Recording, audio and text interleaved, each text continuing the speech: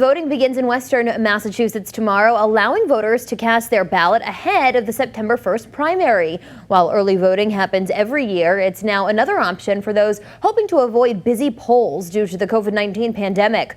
Western Mass News reporter Audrey Russo joins us live with more on what you can expect if you head to the polls early. Audrey? I spoke with election officials in two different towns. Both of them say that the voting process will be socially distant, full of PPE, and that voters should wear masks.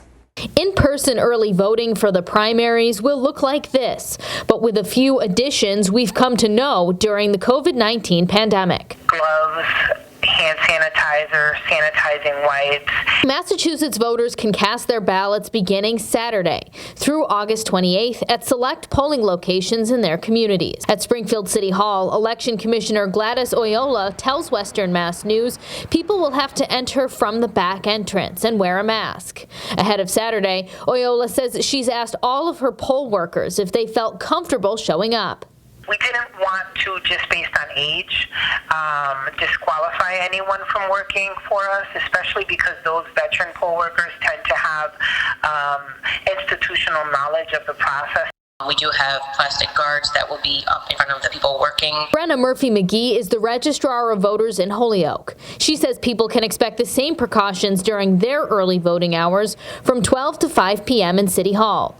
McGee says their special election held in May already served as a test for exercising democracy during a pandemic. We're kind of using everything that we saw worked and didn't work. For Springfield, Oyola says Saturday will be a test run for what to expect in the November general election. That is, if people are even willing to show up in person. Ahead of the September 1st primary, Oyola says mail-in ballot requests are popular.